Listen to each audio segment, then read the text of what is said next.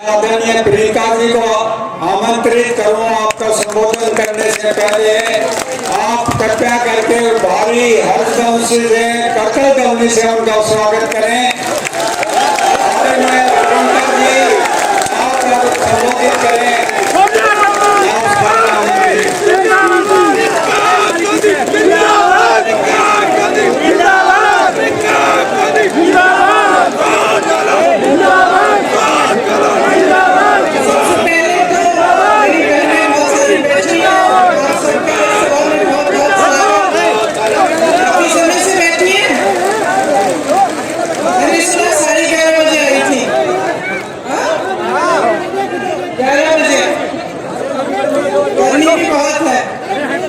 वहाँ पे काफी नौजवान लड़कियां भी हैं। बहुत हो रही हो अभी नहीं तो मैं करती हूँ थोड़ा बहुत। श्री अशोक गहलोत जी, श्री सचिन पायलट जी, श्री सुखजिंदर सिंह रंधावा जी, श्री गोविंद सिंह दोतासा जी, श्री ब्रिजेंद्र ओला जी, श्री हेमाराम चौधरी जी, श्री गोविंद राम मेघवाल जी, राजकुमार शर्मा जी, रीता चौधरी जी, जेपी चंदेलिया जी, जितेंद्र सिंह जी, दिनेश सुंदर जी, श्रवण कुमार जी, यहाँ उपस्थित सभी नेतागण, सभी कांग्रेस के कार्यकर्ता, बहनों और भाइयों, आप सबका इस सभा में बहुत बहुत स्वागत। शुरू करने से पहले एक बार मेरे साथ शाकंभरी माता की, सालासर बालाजी महाराज की,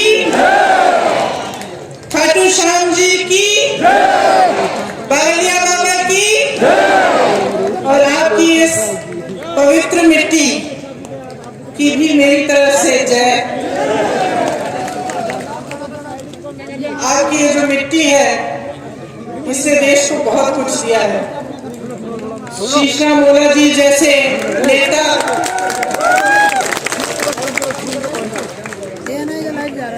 अनगिनत शहीद सैनिक,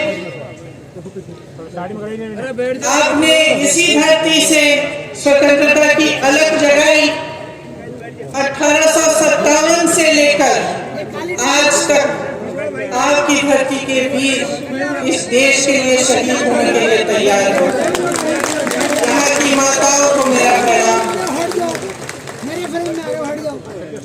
सबसे ज्यादा रिटायर्ड सैनिक झुंझुनू में ही है और सबसे ज्यादा सैनिक जो सरहद पे आज भी तैनात है वह भी झुंझुनू से है। आपने देश को बहुत दिया। बिरला, दालमिया, सिंघानिया, खेतान, पीरामल, बजाज जैसे बड़े बड़े नाम, बड़े बड़े उद्योगपति। यहाँ पर जो शिक्षा का केंद्र बना, जहाँ जो पूरे विश्व में प्रसिद्ध है, ये भी इसका भी निर्माण आप ही ने किया। भारत की जो गंगा जमुनी संस्कृति है, यहाँ झुंझुनू में इसका मिसाल भी है।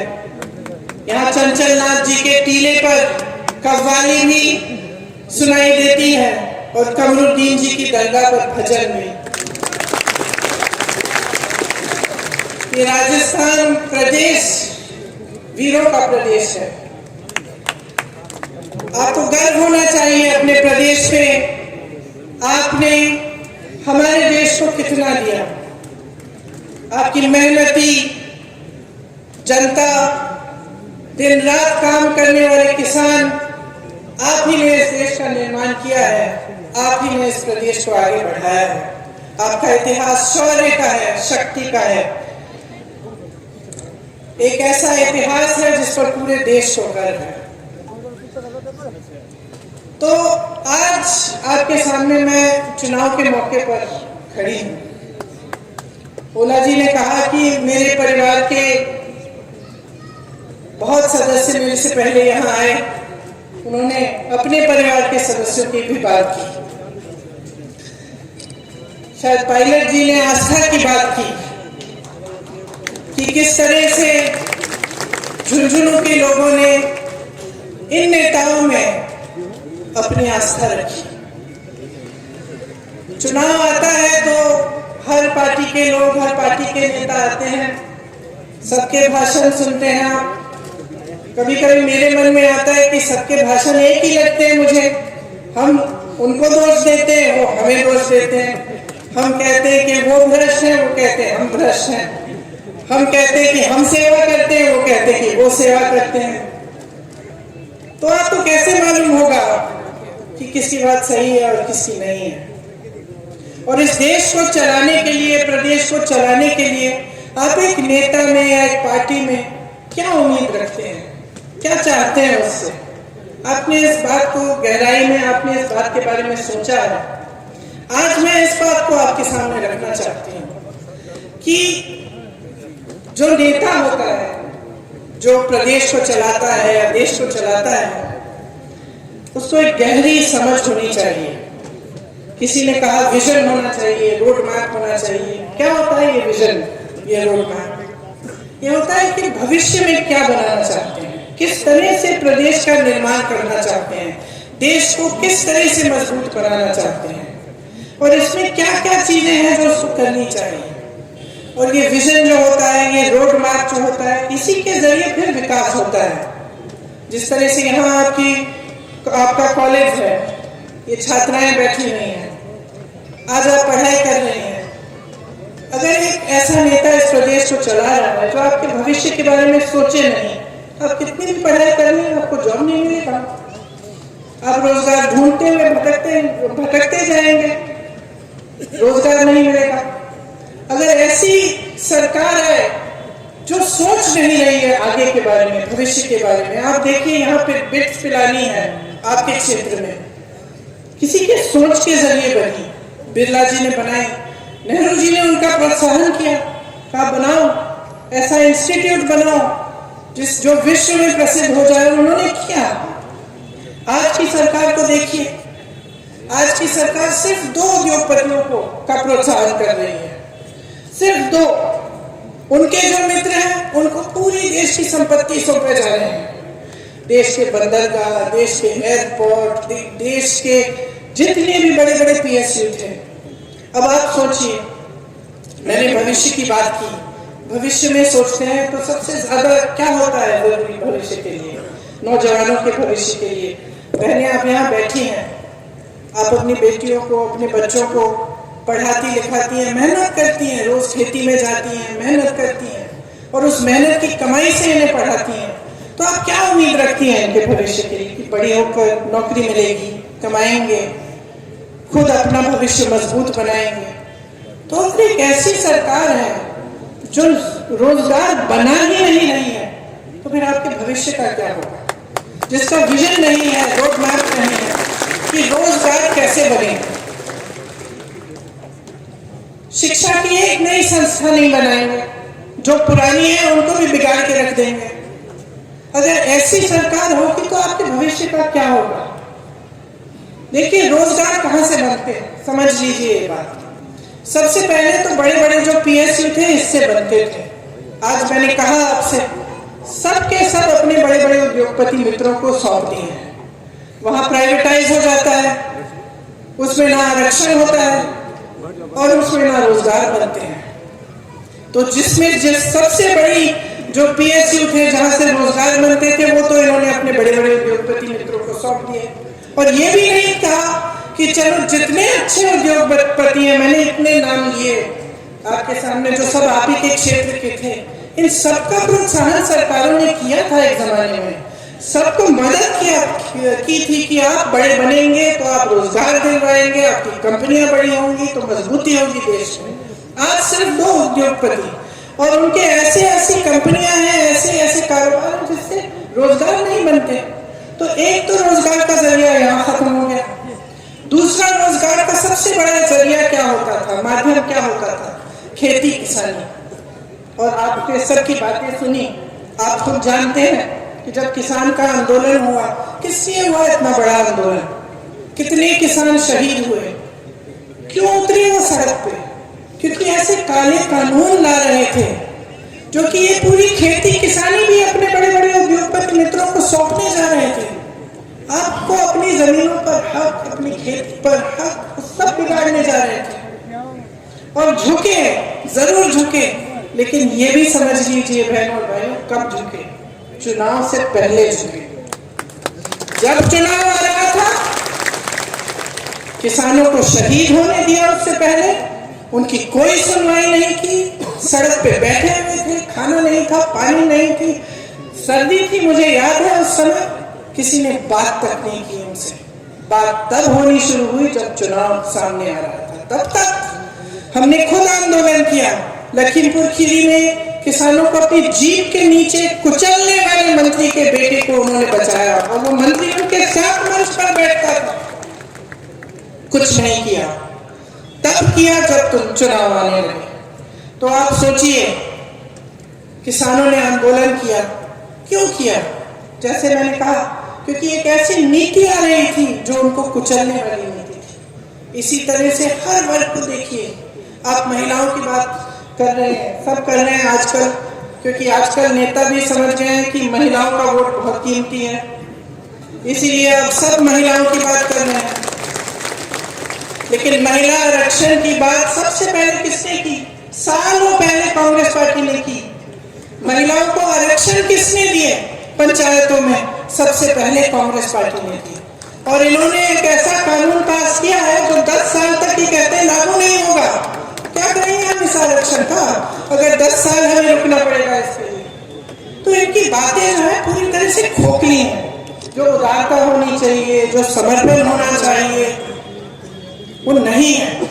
उदारता तो वो होती है जो किसान बाहर बैठा हुआ है सर्दी में, खा नहीं रहा है, पी नहीं रहा है, सुनवाई तो कर लो, समझ तो लो क्या कह रहा है इस देश की जनता, क्या कह रही है आपसे। लेकिन आज जो सरकार है, मोदी जी की सरकार, भाजपा की सरकार, उसमें आपकी कोई सुनवाई नहीं है। ये सरकार सिर्फ बड़े बड़े उद्योगपतियों के लिए चल रही है, और वो भी गिने चुने जो इनके मित्र हैं, जिनको पूरी देश की संपत्ति सौंपकर इनकी सत्ता मजबूत रहे। तो आपको समझना पड़ेगा कि आज की जो परिस्थितियां हैं, उनसे आपका भविष्य कैसे बनेगा। ओपीएस की आपने बात की। अब जो कर्मचारी है 20-20 साल काम करता है, उसकी क्या उम्मीद होती है? और सरकारी नौकरी, मुझे याद है बचपन में भी जब मैं छोटी थी तो मुझे याद है कि बहुत लोग आते थे कि सरकारी नौकरी किसी तरह से इंदिरा जी से कह दीजिए, पिताजी से कह दीजिए, किसी तरह से हमारी लग जाए तो हमारा जीवन बन जाए। किस लिए कहते थे ये बात? क्योंकि नौकरी करने के बाद 20-20 साल नौकरी करने के बाद पेंशन तो ठीक ढंग का मिलता था, उसकी सुरक्षा होती थी। आज जितनी भी पुलिस कर्मी है, जितने यहाँ तैनात हैं, क्या किसी को पुराना पेंशन नहीं मिल सकता? जब आप मांग उठाते हैं तो आपको कहा जाता है कि पैसे नहीं है इसके लिए। तो अगर इसके लिए पैसे नहीं है तो बताइए, इतने बड़े बड़े उद्योगपतियों के कर्ज माफ करने के पैसे कहाँ से आए? जो हजारों करोड़ रुपए इनके माफ होते हैं, वो पैसे कहाँ से आए? जो मोदी जी 2 हवाई जहाज अपने लिए विदेश में जाने के लिए खरीदते हैं, एक 8,000 करोड़ का, दूसरा 8,000 करोड़ का, 16,000 करोड़ के 2 हवाई जहाज सिर्फ अपने लिए खरीदते हैं, उसके लिए पैसे हैं। 20,000 करोड़ रुपए के आपके पास है खर्चने के लिए नए संसद को बनाने के लिए, जबकि पुराना संसद ठीक तरह से चल रहा है, उसका सुंदरीकरण करने के लिए आप 20,000 करोड़ रुपए खर्च करने के लिए तैयार हैं। लेकिन किसान की मांग, किसान का कर्ज माफ नहीं करेंगे, ओपीएस के लिए आपके पास पैसे नहीं। तो आज की सच्चाई ये है, असलियत ये है, आपने देश को अनगिनत शहीद दिए। इस सरकार ने क्या किया? आपके लिए अग्निवीर ले आए।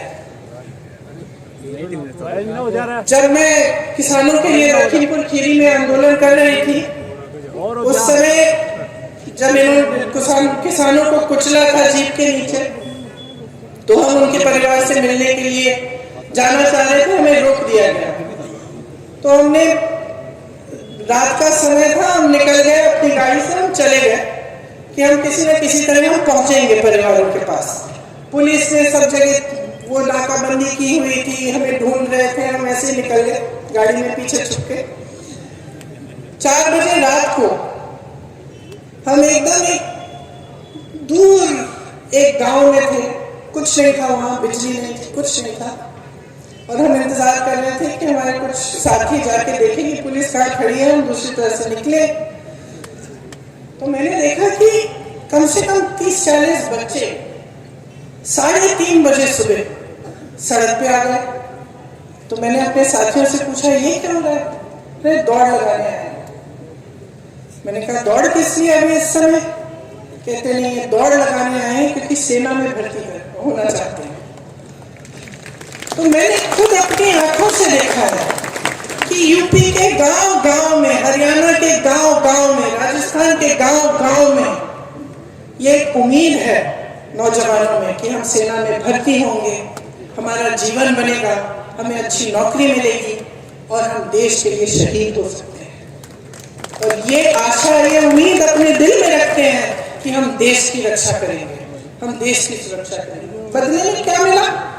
4 साल की स्कीम कि आप सुबह ऐसी दौड़ लगा रहे हो, ट्रेनिंग कर रहे हो, हर तरह की मुश्किलों का सामना करके आप सेना में भर्ती होने की कोशिश करेंगे, और सेना में भर्ती होने के बाद 4 साल बाद आप घर वापस आ जाएंगे और आपको वो भी बेनिफिट्स नहीं मिलेंगे जो बाकी सेना में मिलती हैं। तो आजकल जब मुझे नौजवान मिलते हैं, मुझे कहते थे हम तो इस बार तो हम भरेंगे ही नहीं एप्लीकेशन, हम भर्ती नहीं होना चाहते, क्या फायदा है दीदी? तो जहां जहां आप देखो ये सरकार आपको दबाने की कोशिश करती है और आपके भविष्य को नकारती है, सिर्फ अपनी सत्ता, अपना भविष्य देखना चाहती है। आज बेरोजगारी इस देश में 45 सालों में सबसे ज्यादा बढ़ गई है। जैसे मैंने कहा, जहां जहां से रोजगार बनना था वो तो खत्म कर दिया आपने। जो छोटे कारोबार थे, छोटे बिजनेस, छोटी दुकानें, यहां से भी रोजगार बनते थे, क्या किया? नोटबंदी लाए, जीएसटी थोप दी, अब हर चीज पे जीएसटी, सब कुछ महंगा हो गया, दुकानदार अपनी कमाई नहीं कर पा रहा। तो जहां जहां से रोजगार बनने थे वो सारा खत्म कर डाला। ऊपर से महंगाई इतनी बढ़ा दी कि प्रदेश की सरकारें आपके लिए महंगाई राहत कैंप लगा रही है। आपके लिए प्रदेश की अशोक गहलोत जी की सरकार महंगाई राहत शिविर लगा रही है, क्योंकि महंगाई भाजपा की जो देश में जो सरकार है केंद्र में, उन्होंने इतनी बढ़ा दी है। मेरी बहनें बैठी हैं, आपको मालूम है जब कुछ पकाना पड़ता है, कोई त्योहार होता है, अभी दशहरा था, दिवाली आएगी, तो मन में क्या बात है कि किस तरह से मैं करूंगी।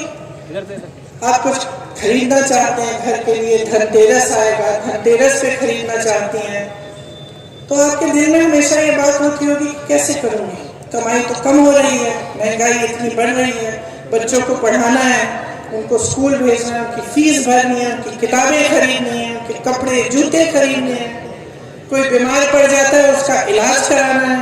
यहाँ तो प्रदेश सरकार ने आपको इतनी मदद दी है, महंगाई राहत शिविर लगाए हैं, इलाज के लिए 25 लाख का बीमा है, 25 लाख का इलाज मुफ्त। जब मैं दूसरे प्रदेशों में जाती हूँ ये बात कहती हूँ तो चौंक जाते हैं।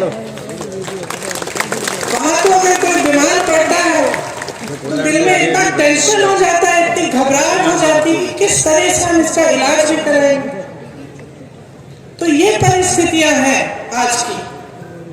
तो इन सबको आप अच्छी तरह से जब समझेंगे और आप जागरूक बनेंगे कि किस तरह की सरकार आप चाहते हैं, किस तरह के नेता चुनना चाहते हैं। क्या आप ऐसे नेता चाहते हैं जो सिर्फ अपना ही भविष्य देखते रहे, अपनी सत्ता में रहने का काम करते रहे और आपके बारे में सोचे ही नहीं? चुनाव आए तो धर्म की बातें शुरू।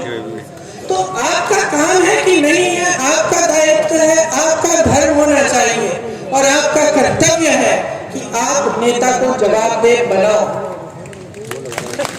और असलियत ये है बहनों और भाइयों कि जो धर्म की राजनीति चलाते हैं उनकी जवाबदेही खत्म हो गई है। वो समझ गए हैं कि चुनाव के समय धर्म की बात कर लो, जाति की बात कर लो, सबके जज्बात उससे जुड़े हुए हैं, सबको डरा लो, सबको कह दो कि हम धर्म की सुरक्षा नहीं करेंगे तो ऐसा हो जाएगा, वैसे हो जाएगा और वोट मिल जाएंगे। ये समझ गए हैं कि काम करने की जरूरत नहीं है, सिर्फ धर्म का नाम लीजिए, जाति का नाम लीजिए, चुनाव के समय वोट बटोर दीजिए। जाइए, लेकिन इस सिलसिले को बंद करना ये आपका कर्तव्य है। जब तक आप जागरूक नहीं बनेंगे, जब तक आप ये तय नहीं करेंगे कि जो नेता है वो काम की बात करे, वो काम करके दिखाए और उसी काम के अनुभव पर आपका वोट लगेगा, तब तक ये राजनीति चलती रहेगी।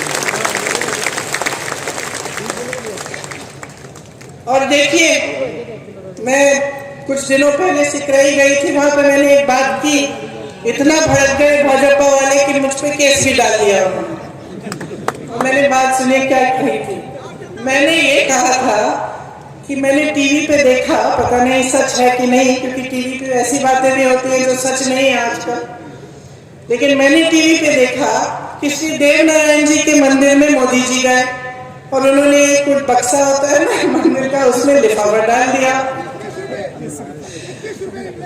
हाँ, फिर उस लिफाफे को 6 महीने के लिए किसी ने खोला नहीं कि मोदी जी ने डाला है। 6 महीनों बाद वहां के जो मंदिर के जो पंडित हैं और सब लोग इकट्ठे हुए और टीवी वाले भी कैमरा लेके गए और उन्होंने वो बक्सा खोला, तो उस लिफाफे में से क्या निकला? 21 रुपए निकले। तो सबकी उम्मीदें कहाँ थी और निकला क्या? देश के प्रधानमंत्री इतने बड़े नेता और उन्होंने 21 रुपए का लिफाफा डाल दिया सबके सामने कि लिफाफा तो डल रहा है, उसके अंदर क्या है हमें नहीं मालूम।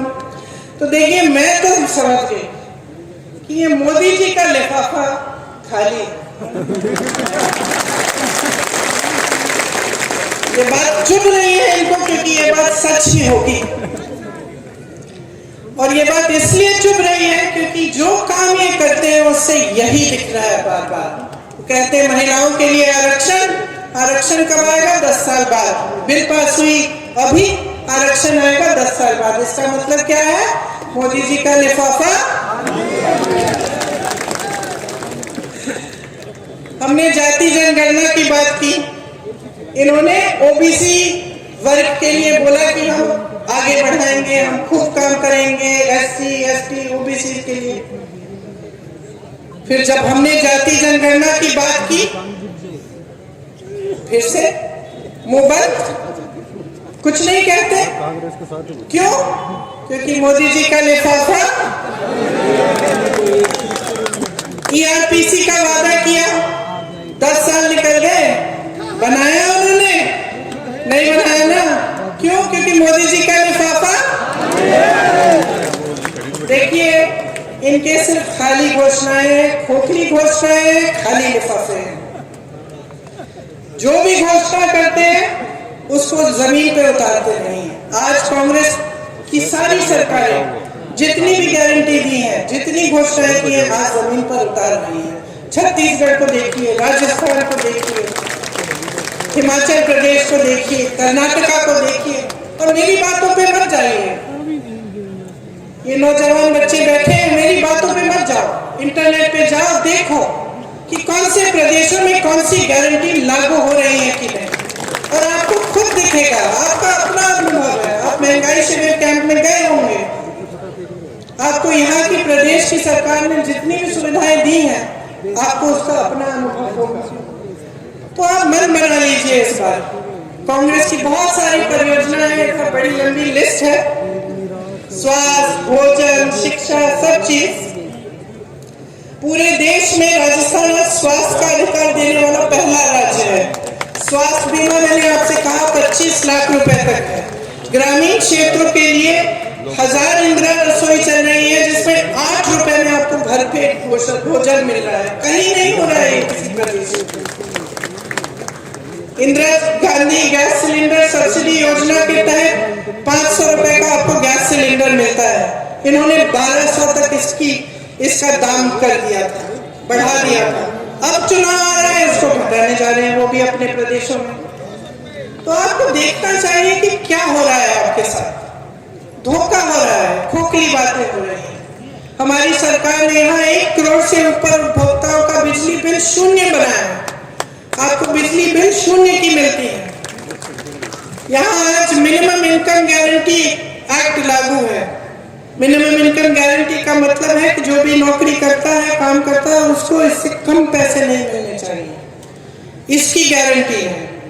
5 लाख गिग वर्कर्स को कानूनी सुरक्षा दी है। जैसे जो यहाँ से गांव से बड़े बड़े शहरों में जाते हैं काम करने के लिए, कोई उनकी सुरक्षा नहीं देखता, कोई ये नहीं देखता कि वो नौकरी कर रहा है उसको कितने पैसे मिल रहे हैं। तो इसलिए उनके लिए खास ये योजना बनाई गई। 12वीं तक शिक्षा निःशुल्क हो गई है आपके प्रदेश में। 309 नए कॉलेज बने हैं, 9 नई सरकारी यूनिवर्सिटियां खोली हैं, 2500 महात्मा गांधी राजकीय स्कूल खोले हैं, हर जिले में अस्पताल और नर्सिंग होम है, सरकारी नौकरियों में ठेका प्रथा खत्म कर दिया गया है, 21 लाख किसानों को 14,000 करोड़ का कर्ज माफ किया है। हमने ये नहीं कहा कि पैसे नहीं है इसके लिए। अन्नपूर्णा फूड पैकेट के माध्यम से आपको गेहूं, दाल, चीनी, तेल, नमक और मसाले सब कुछ मिलता है। केंद्र की कुनीतियों को कांग्रेस ने यहाँ पर आपके प्रदेश में रोकने की कोशिश की है, आपको मदद करने की कोशिश की है। आप इनकी वजह से जूझ रहे हैं और हम आपको मदद करने के लिए, आपकी सहायता करने के लिए सब कुछ करने की कोशिश कर रहे हैं। हमारा कांग्रेस का जो लिफाफा है वो आपके लिए राहत और सहायता और सुरक्षा की पूंजी से भरा हुआ। तो मैं तो कहती हूँ इनका लाभ उठाइए, अपने भविष्य को मजबूत बनाइए। आपके सामने सब कुछ है। देखिए, मेरी दादी इंदिरा जी कहती थी कि सबसे ज्यादा विवेक पब्लिक में ही है। और जब कोई शक हो कि समझ में नहीं आ रहा है कि क्या करना है, कैसे करना है, पब्लिक के पास जाओ, जनता बताएगी तुम्हें कि तुम्हें क्या करना है और कैसे करना है। तो इस देश की सबसे बड़ी मजबूती जनता ही है। अफसोस इस बात की है कि आप इस बात को समझ नहीं रहे हो। आप जब आपका ध्यान कहीं और आकर्षित हो रहा है, कहीं और भटकाया जा रहा है, आप भटक रहे हो। आप अपना ध्यान अर्जुन की आंख की तरह सटीक रखो। और कहाँ होना चाहिए ये ध्यान? अपने ऊपर, अपने बच्चों के भविष्य के ऊपर, अपनी खेती पे, अपने रोजगार पे। आपके लिए क्या हो रहा है, आपके लिए सरकार क्या कर रही है, किस तरह से ये सरकार आपको मजबूत बनाएगी, किस तरह से ये सरकार आपके बच्चों के भविष्य को बनाएगी, इस पर आपका ध्यान होना चाहिए और इससे हटना नहीं चाहिए। तो मैं एक ही चीज मांगने आई हूँ, वोट मांगने नहीं आई हूँ, मैं आपकी जागरूकता मांगने आई हूँ। मैं ये मांगने आई हूँ कि अब चुनाव का समय है, समझ लो ध्यान भटकाने वाला कौन है और काम करने वाला कौन है।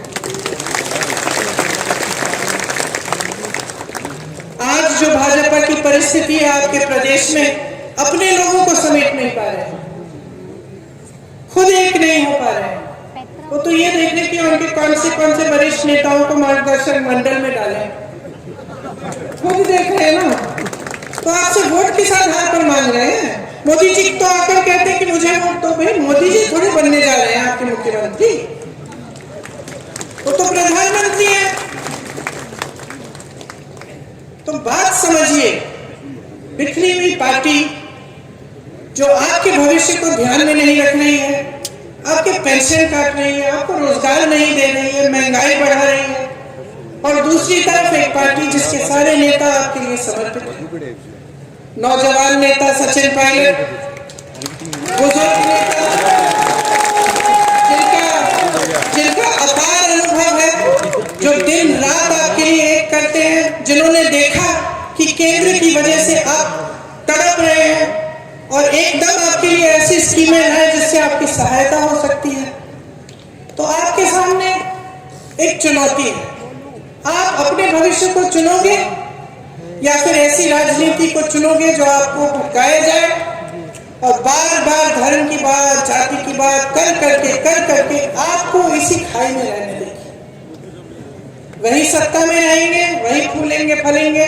उनके बच्चे तो कोई यहाँ पे स्कूल में नहीं जा रहे हैं, सब बाहर जाते हैं, देश में बड़ी बड़ी गाड़ियां हैं उनकी, बड़े बड़े महल हैं, वो तो फूल रहे हैं, फल रहे हैं।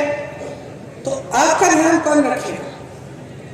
तो मैं सिर्फ इतना कहने आई हूं कि आप जागरूक बनो, सबको समझो अच्छी तरह से।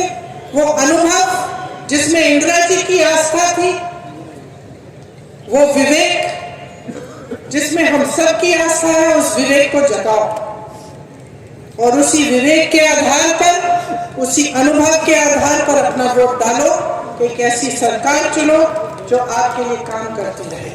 और जब आप ध्यान से सोचेंगे और जब आप देखेंगे कि अलग अलग प्रदेशों में क्या हो रहा है और आप देखेंगे कि भाजपा की नीतियां क्या है और कांग्रेस की नीतियां क्या है, तो मैं दावे के साथ कह सकती हूँ आप सिर्फ अपना वोट कांग्रेस को दो, क्योंकि यही कांग्रेस पार्टी है जिसने आपके बच्चों की शहादत की आदर की है। मैं एक शहीद की बेटी हूँ, एक शहीद की पोती हूँ। मैं जानती हूँ कि इसका मतलब क्या है और मैं जानती हूँ कि जितने भी परिवार हैं यहाँ झुंझुनू में जिन्होंने अपना बेटा या अपनी बेटी इस देश को दिए, जिनके बच्चे शहीद हुए हैं, मैं जानती हूँ कि आप पे क्या गुजरता हो। इसीलिए मैं कहती हूँ कि एक ऐसी सरकार चुनो जो आपका आदर करे। जितनी श्रद्धा आपको नेताओं में है, आप नेताओं में रखते हैं, उतनी ही श्रद्धा नेता को आप में रखनी चाहिए। और अगर नेता भटक रहा है तो आपको सिखाना पड़ेगा। ये आपकी एक बहुत बड़ी जिम्मेदारी है, इसको पूरी तरह से 25 तारीख को निभाइए। मेरी बातों को याद रखिए, भूलिए नहीं। गौर तो नहीं किया? अच्छा, गौर नहीं हुआ तो जोर से मेरे साथ बोलो एक बार, जय हिंद, जय हिंद, जय हिंद। धन्यवाद।